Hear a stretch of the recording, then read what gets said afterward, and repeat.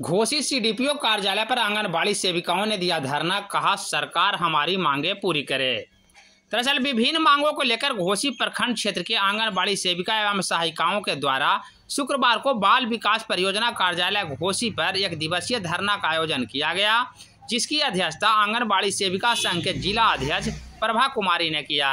इस मौके पर लोगों को संबोधित करते हुए जिला अध्यक्ष ने कहा कि सरकार हमसे तो काम बराबर लेती है, लेकिन भुगतान मजदूरों के बराबर भी नहीं करती। उन्होंने कहा कि जब तक सरकार उनकी मांगों को नहीं मानेगी तब तक लड़ाई जारी रहेगा।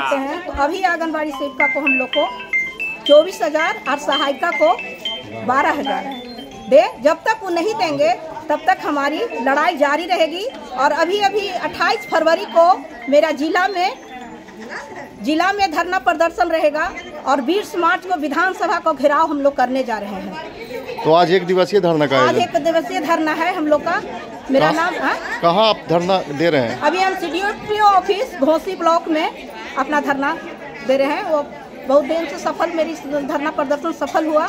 आपका नाम? मेरा नाम प्रभा कुमारी हुआ। मैं जिला अध्यक्ष हूँ और ब्लॉक अध्यक्ष भी हूँ।